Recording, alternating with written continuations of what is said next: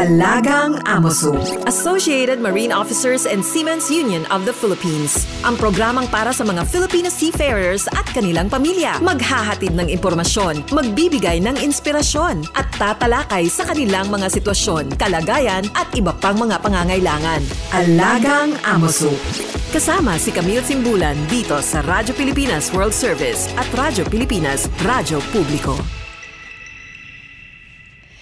Mabuhay! Magandang araw at welcome po sa Alagang Amoso, ang serbisyo publiko sa radyong hatid ng Associated Marine Officers and Seamen's Union of the Philippines o AMOSUP at ng Radyo Pilipinas World Service. Sa programang ito ay pinag-uusapan natin ang iba't ibang programs and welfare services ng AMOSUP para sa mga miyembro at dependents ng ating union. At tinatalakay din po natin ang mga napapanahong issue tungkol sa mga karapatan at kapakanan ng mga magigiting nating Filipino seafarers or sea-based OFW.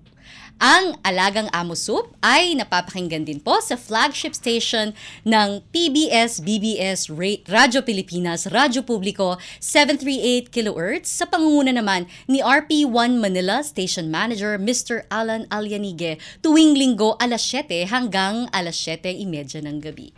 Special shoutout po sa mga miyembro ng AMOSUP at sa lahat ng mga Pilipinong mandaragat sa iba't ibang panig ng mundo na nakatutok sa atin.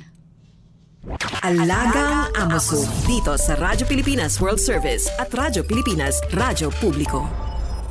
Quick recap lamang po sa ating topic last week, ang AMOSUP Legal Department Advancing Seafarers' Rights through the Magna Carta. Ang guest po natin last week ay si Attorney Alex Ragonhan, ang AMOSUP Administrative Secretary at Legal Officer. At pinag-usapan po natin ang iba't ibang mga probisyon ng Magna Carta of Filipino Seafarers o ang our Republic Act 12021. Natutunan po natin dyan yung mga dinagdag na probisyon tungkol sa ambulance chasing para masolusyonan po yung problema na yan. At pinag-usapan din po natin yung kahalagahan na matutunan at malaman ng mga Filipino seafarers yung kanilang mga karapatan at obligasyon sa kanilang mga trabaho o kanilang pagbabarko. At ngayong araw naman po ay napaka-interesting na naman po ng topic natin, Woman Making Waves, The Journey of a Filipina Master Mariner.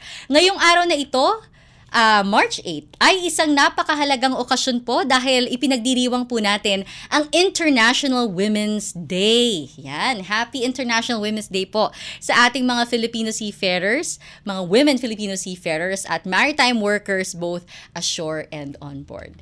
Ito ay araw ng pagkilala at pagpapahalaga sa kakayahan, katatagan at kontribusyon ng mga kababaihan sa iba't ibang larangan at industriya. Kaya sa ating espesyal na ito, ay isang natatanging Filipina ang ating makakasama, isang huwarang leader sa industriya ng maritima. Siya ay isang babaeng kapitan na matagumpay na humarap sa hamon ng karagatan. Ikinararangal ko pong ipakilala sa inyo ang ating special guest ngayong araw, si Captain Jasmine Labarda. Welcome to Alagang Amosup, Captain Labarda.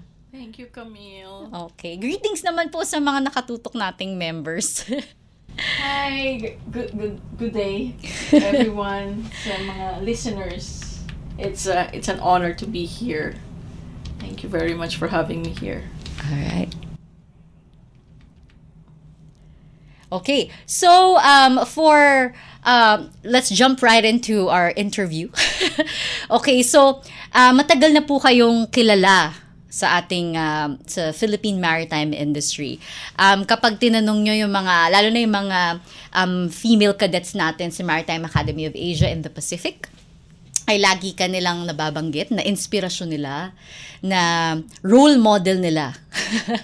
Okay, bilang alam naman natin na isa po kayo sa pioneer graduates ng Maritime Academy of Asia and the Pacific. So, that said, ikwento nyo nga po sa amin yung naging journey nyo bilang isang seafarer. Talaga po bang plano ninyo na magbarko, na sundan yung yapak ng inyong ama na isa rin pong seafarer?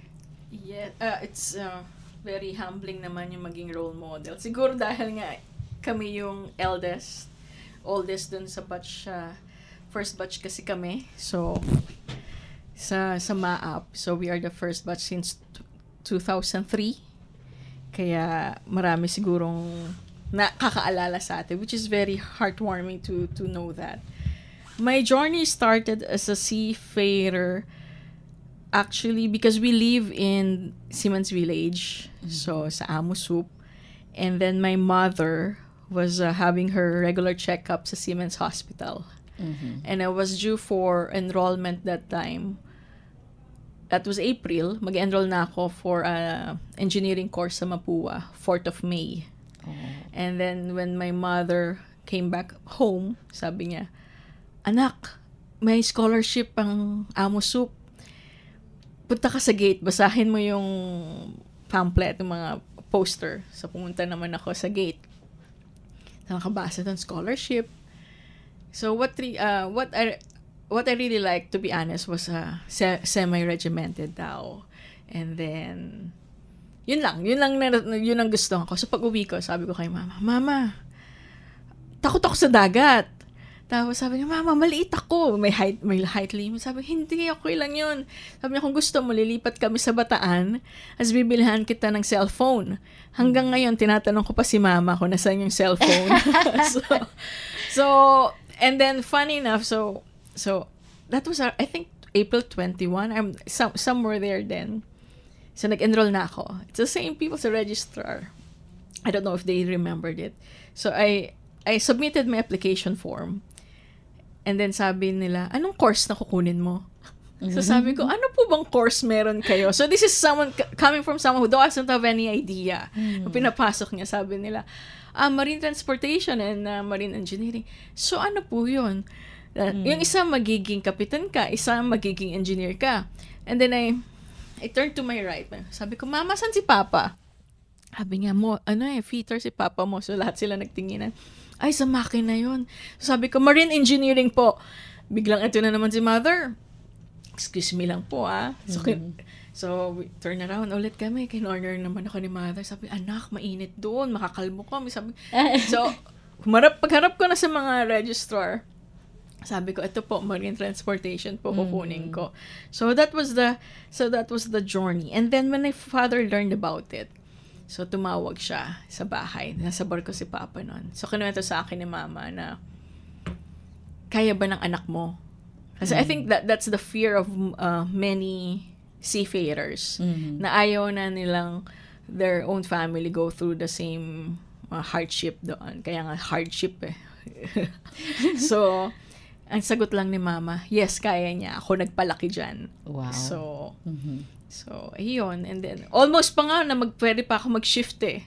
But talagang, hindi rin pinahintulot na na mag-shift ako kasi inside na may opportunity to change course pero hindi rin nagkatugma kasi nga meron ng sponsor sa akin. So, hindi rin ako napagalitan din ni Mother. So, that was my journey. What were the challenges, the hindrances that really tested your patience and your talagang pushed you to your limit as a woman seafarer?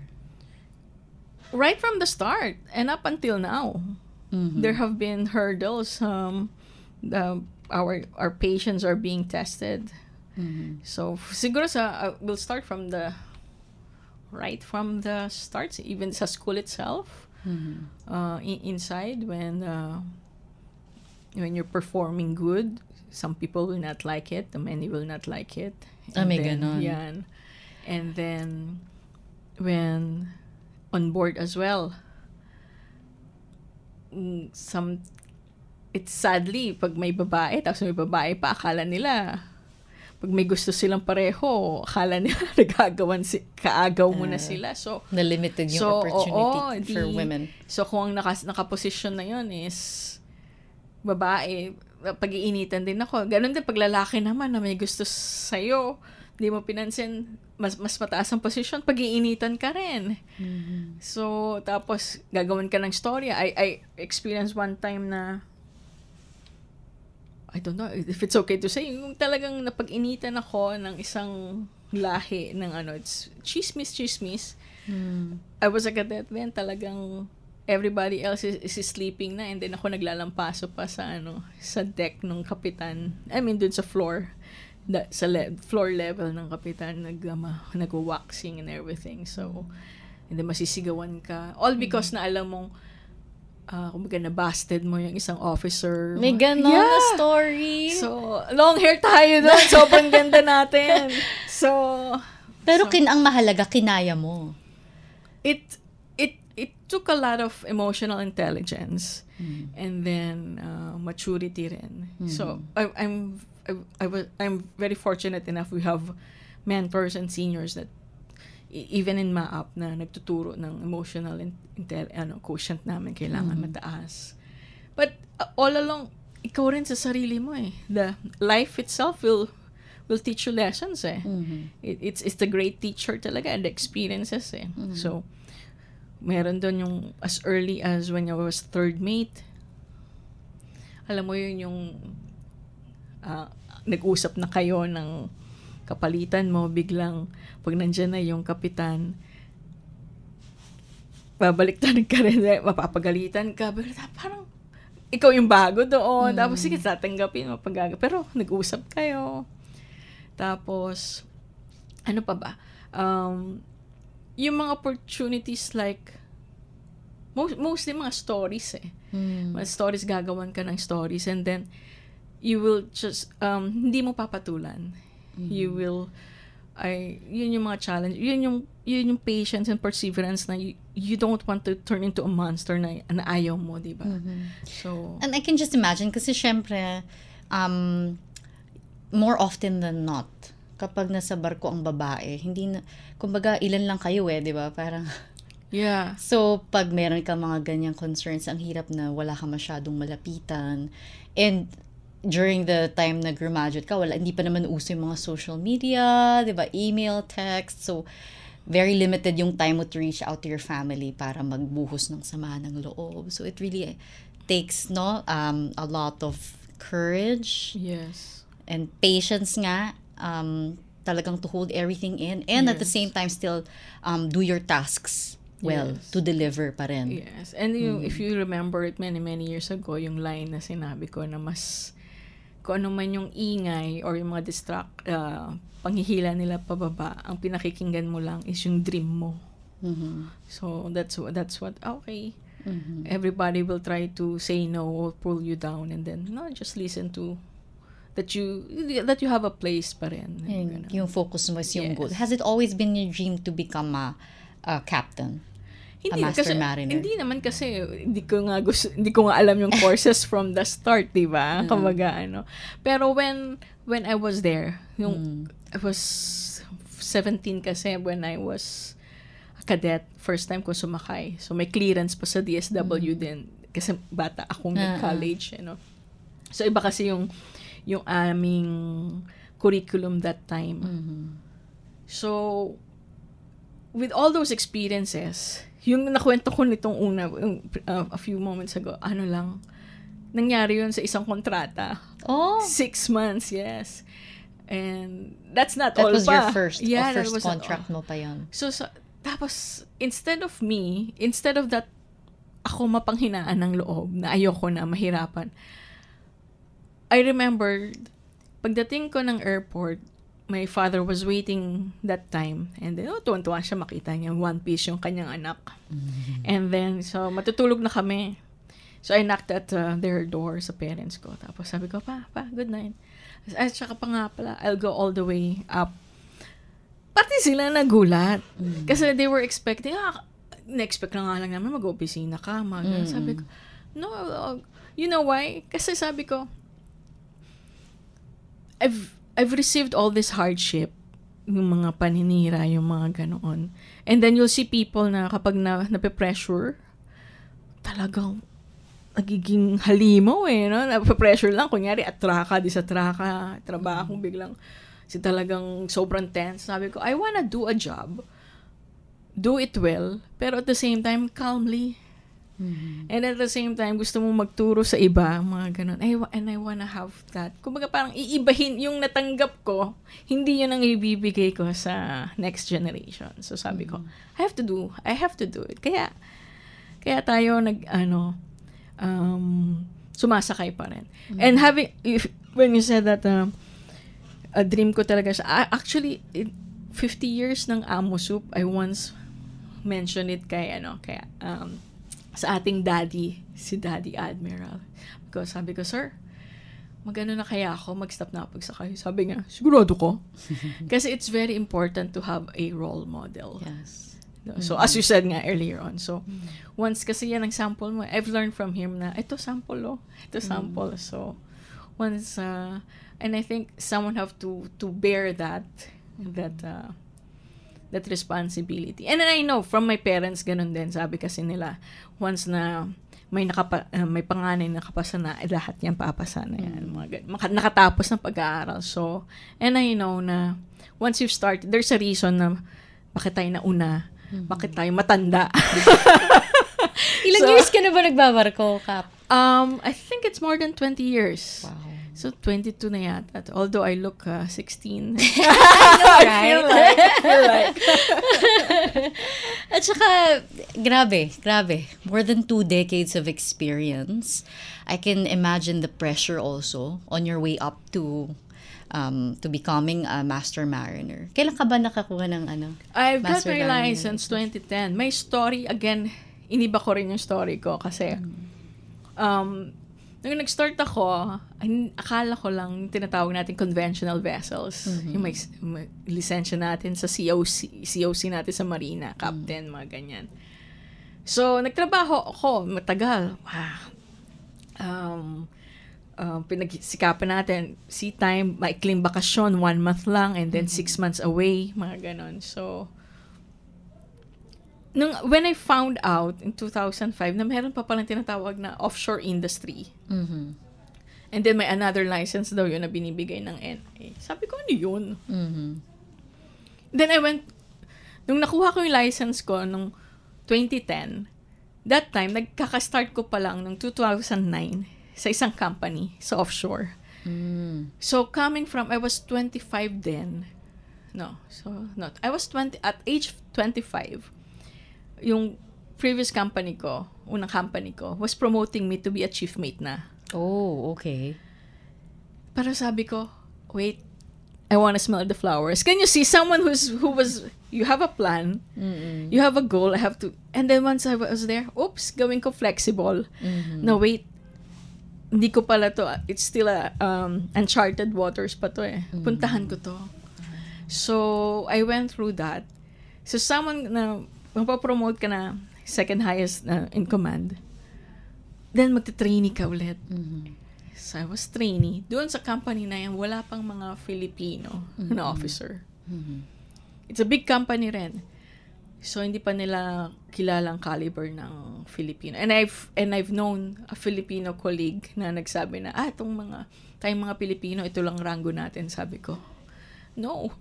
Sabi ko, pinagpalit ko yung position ko. So, at least naman lang mga And then, on that company, I became the first woman captain din sa company. Pero it took a lot kasi I was a trainee.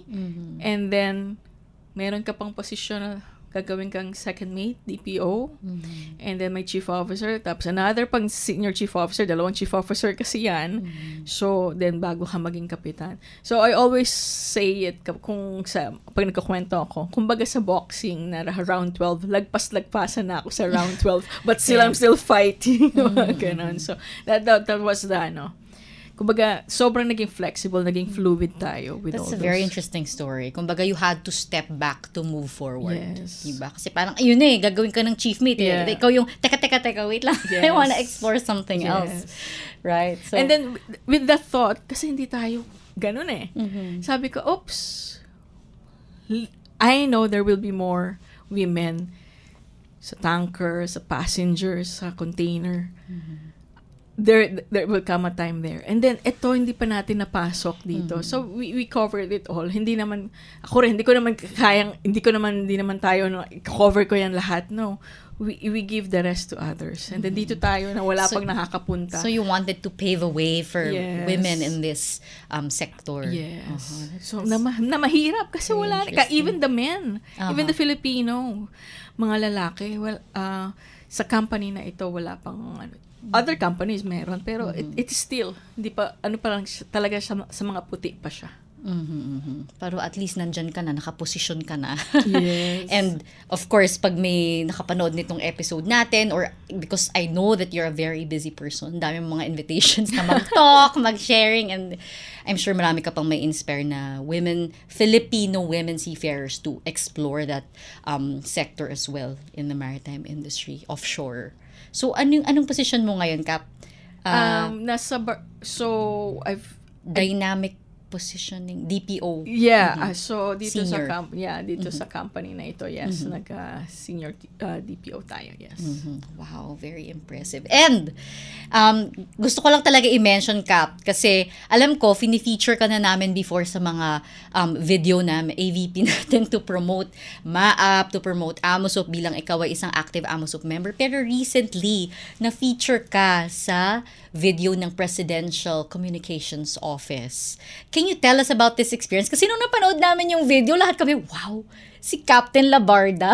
Talaga, wow. Hindi mo pa napanood yung video? I've seen it, and then it was one of our taga-MAAP din. Sabi niya, Ma'am, ang ganda ng video. Kinabahan ako kung anong video yun. Sabi ko, what video? Sabi ko, meron ba ako na-post na, ano? Tapos, pinadala niya yung link.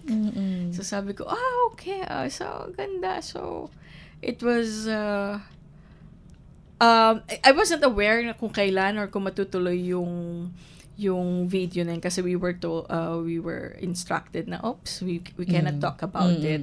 So, it was, magagaling yung mga ating lahat naman, mga Filipinos, magagaling. So, all of the team that I was with, they were very helpful and talented.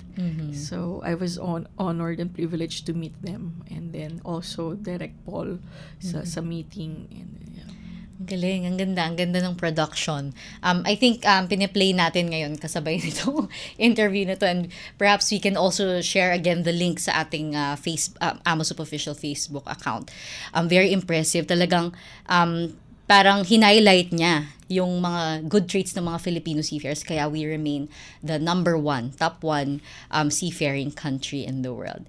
And of course, we know naman, Captain Labarda, na dumadami mga women na seafarers from the Philippines, lalo na sa cruise and passenger ships. Pero gaya nga ng sinabi mo, dumarami na rin yun sa mga ibang mga vessels, mga tankers, may mga kalala tayong mga chief engineer na babae, mga master mariner like you na mga babae. So it's very promising development sa ating maritime industry. Okay, so personally, Captain Labarda, can you share with us what's your most important accomplishment as a woman and as a seafarer? As a woman and as a seafarer, good question. Parang hirap na mga tanong mo, Camille. Ano pang Miss Universe question? Because I know you've been doing a lot of things. Minsan nagiging instructor ka, and I know na may license ka na rin sa big bike. Ganon mga adventures mo. Ano ba? So as a woman, my most important question, di ba? Yan, accomplishment as a woman. So as a daughter, as a it's more, I would like to believe na it's about giving hope na regardless of what we are or what we do, we can believe in ourselves and achieve things. And at the same time, I would like to believe then na in spite of all those things, I still remain as who I really am. Grounded and all. Yes. Kasi these are all, kumbaga, on paper, it's the most important thing is the character. So I think that's the most important thing, is not forgetting where I came from. Tapos, as a seafarer, I would like to give my hand, kasi may mga nagturo rin sa akin eh. May mga nagtiwala rin sa akin, ibang lahi or kalahi natin. And I want to extend that hand as well. And even dun sa mga taong hindi naniwala sa akin, I want to do the opposite. I would like to believe more sa mga kalahi natin, even sa mga hindi natin kalahi. And if there's anyone na pag hindi mo na kaya maniwala sa sarili mo, I will be the one to believe in you. I can attest to that. How supportive you are and how grounded you are. Bakit parang naiiyak ka? Kasi naman ma-question mo eh. Naman tayo. Alam ko naman din kasi yung mga tayo. pinagdaanan mo. Iba rin yung mga pinagdaanan mo to be where you are. And well said talaga, because it's true, I agree na mahalaga talaga yung character.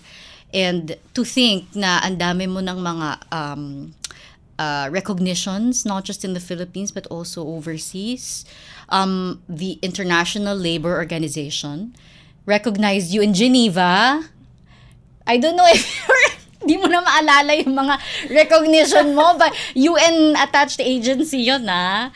Ang dami mong mga recognitions, but still, parang wala kang ere, which is also the reason why a lot of young women seafarers look up to you. That's why we're sisters as well, because you keep note of it also. I take note of your accomplishments. Naka-record yan. Kasi nga, ang daming nai-inspire, di ba? Ang daming nai-engganyo to follow in your footsteps, your footpath. Di ba? I think that's we served our purpose then. Mm-hmm. And you continue to do so, di ba? Kaya ka nga namin in-invite. I think that's the most important accomplishment, when someone has breathed easier because we have lived. Wow, I love that. Yes. I love that. Thank you for that. Okay. Although, alam naman natin, Captain Labarda, na may mga nag-challenge na, may mga nag-a-attack sa concept ng diversity, equity, and inclusion, or DEI. Hindi ba? What can you say about these, yung mga hurdles na to for women? It's normal. Mm-hmm. It's normal kasi it's a new idea. Anything that's new, people will not be comfortable with it. Any changes will not be comfortable. And it's normal as well kasi common sense is not common anymore. The DEI is just common sense. We should be practicing diversity. What is diversity? Diversity, differing, pag iba ng paniniwala. Hindi lang po niya sa mga tao, sa mga religion, hindi lang puro kayo. Equity. Giving Equal access to for equal opportunities. Inclusion, so kahit hindi siya exclusive, lahat ini-include mo. So kunyari, walang diskriminasyon. So what is so difficult or what is not normal? Kasi hindi na siya common, di ba? So it's human nature na gusto natin na magkaroon ng pagkakawatak-watak, pagkakaiba-iba, at nang diyan ka, dito lang ako. Yeah, that's human nature. Kaya nga siguro, I tend to believe na mas matalino pa rin talaga mga animals sa atin. Kasi, so I mean, I'm not surprised at all kasi it's a new idea. On the other hand, we have to be very, very careful on it kasi, especially in any industries. Parang how do I explain it? Sa isang gera, kapag binigyan mo lang ng baril, ng armas, yung mga tao, kahit bata pa yan, at the end, di naman yan babalik ng buhay. It will take more than giving them a weapon and then come back out alive. You have to train them, you have to give time on that. Ganun din sa any program. On the other hand then, it's you have to be mas more understanding ka kasi we used to talk it out sa aking very close sister din na kaklase ko na when we were in MAAP, sabi niya namin, siya pa nga nag-mention na kapag may nagsuntukan sa barko, hindi naman natin ini-stop na wag na tayong tumanggap ng mga lalaki kasi nagsusuntukan sila. Pero pag may problema sa barko at may babae, wag na tayong tumanggap ng babae. Diba? Or any problem na involve ang men. Pero men are still being accepted into it. And then, now when there have been problems, if it involves DEI, ano na sila. So, it's human nature. It's part of it. Pero, for me, I still embrace it because it's a tool. It's an opportunity. Nasabi ko nga, dapat normal na to, pero kailangan pa natin gawing special, ano. But it's good. It's still a tool, but we have to use it, and then we have to use it right. And, yung mga nag-i-implement or yung mga nag-organize nito, have to have the proper training, information, knowledge din. Para yun din yung makakaskade nila. Because you cannot guide the blind kung blind din yung isa. So, dapat persistent. Yes. Persistent, consistent. Consistent. And then, authentic. Yes. Kasi, not just for the sake of, tokenism. anything na hindi tunay will be known if it's not authentic and then real. It should come from the heart, hindi lang yung ganon. So that's why it's important to have champions like you. Like you, like Captain Haveliana, who's now on the employer side, and she's, trying to bring in more women officers on board, di ba? Have more, and have so many women on board then, and then sa office then. So you have and I remembered I was with an employer, Norwegian. Sabi niya, how can we attract more women sa barko? I answered directly. It should start from the office. The office people themselves have to believe that women can do the job. Right. Kasi kung sila mismo nasa opisina, hindi naniniwala, it will be hard for the women. Also, at the same time, pinapaliwanag ko rin naman sa mga seafarers, sa mga nag-aspiring na, wag masasad, wag mapanghihinaan ng loob kung hindi man naniniwala yung mga tao. Kasi, as the saying goes, beauty is in the eye of the beholder. If there is no beauty inside of that person, he will not be able, or she will not be able to see beauty outside then. Kung wala ka rin tiwala sa sarili mo, or confidence sa sarili mo, you will not be able to give that. So, hindi dahil sa mahina ka, or hindi mo kaya kaya hindi ka tinanggap.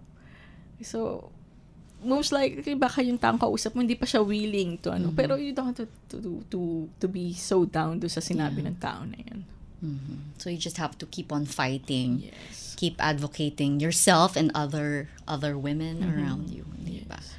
Yon. So siguro as we move towards the end of our episode, ano na lang yung tips mo, Captain Labarda, to the aspiring young women seafarers who are inspired by you, who want to follow the journey that you've been through, especially now that you are an active seafarer and also a representative to the International Transport Workers Federation Women's Committee.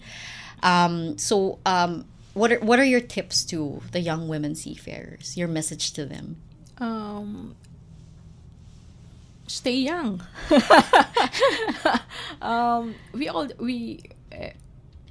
We all deserve, you deserve to have a place and be happy and do what you can. Even the society says otherwise. And naniwala ko sa sinabi ng lolo ko, ang sarap ng buhay sa barko. Kasi free food, na pag-uwi mo, bakasyon ka ng maayos. So anywhere sa barko, sa lupa man, whatever we do, all I could say is just give our best. Enjoy it. And take care of yourself. Kasi ito yung natin eh. Ito yung hindi mangiiwan sa atin kahit saan man tayo dumating. And find the right people. Ask for help. And then when they help you, help yourself as well. Study well. Prepare. Kasi we have a job to do. We are professionals, so prepare. And life is a never-ending journey of studying. Kaya nga nag-study tayo ng pagmamotor kasi it's something that we don't know. So be excited about life, and then ano man ma-achieve natin, there is no comparison. We always have different path. So, ba't siya ganon? No, we have to be happy on each other's success. Kahit ano man, may papel man or wala, we have to be happy and respect each other. That's all we could do. And, apart from that, it's we are here not only to be happy, but we are here also, most importantly, to help each other. I love that. Yun. Gusto ko rin yung sinabi mo kanina, stop and smell the flowers. Yeah. Diba? It's never too late. Diba? Ikaw, you changed your plan.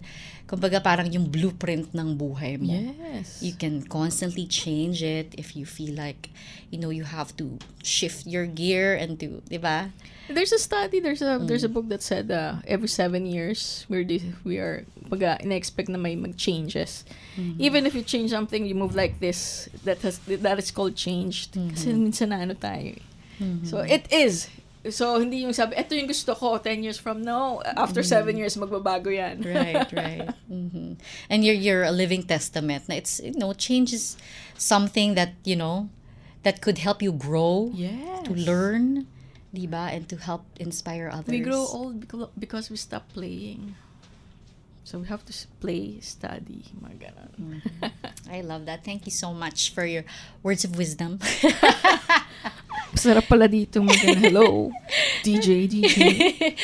Alright. Nakakabitin naman yung episode natin, Captain Labarda. Last message na, Women's Day greeting mo. Since it's International Women's Day, International Women's Month, not just for women seafarers, but all the women workers, mga OFWs natin, yung mga manggagawang kababaihan sa Pilipinas. Anong mensahe mo sa kanila? Siyempre, iba-iba tayo ng mga pagsubok, iba-iba tayo ng mga karanasan. Ano yung mensahe mo? I will start with a joke kasi they always say we have 8th of March as International Women's Day and the rest of the year is the Men's Day. So, I mean, Meron ding International Day for Women in Maritime ng May 18. Oh, that is very awesome. So those are 2 days. Yeah, I think I'll just, apart from my message there, I just want to say there, one of our contribution as an active seafarer is, even I'm on leave, I also teach because I want to impart yun nga. And then when I see that not many groups, organization know about the conditions of women at sea. So we had a position there sa ITF for them to know, yung ganito pala nangyayari sa seafarers. So for this International Women's Month, I think for women, we can start talking and speaking. Sometimes siguro nahiya tayong magkwento, pero we need friends and we need a family and women will always be there. Ganon tayong mga babae.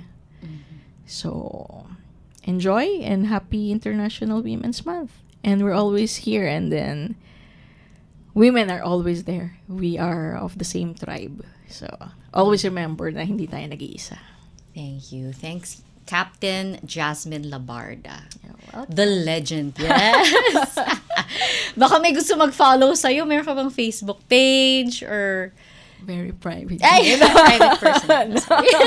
We're But on you can Facebook, read. yeah. She's all over the internet, all over various websites. Andun ka sa ILO, sa ITF, sa Philippine Presidential Communications Office. Just look up her name, Captain Jasmine Labarda. If you want to know more about her.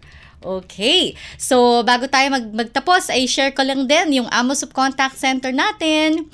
Ang ACC, you can reach AMOSUP, the Associated Marine Officers and Seamen's Union of the Philippines, ang ating mga service units sa Seamen's Center in Manila through our telephone number 632-8527-8491 hanggang 98.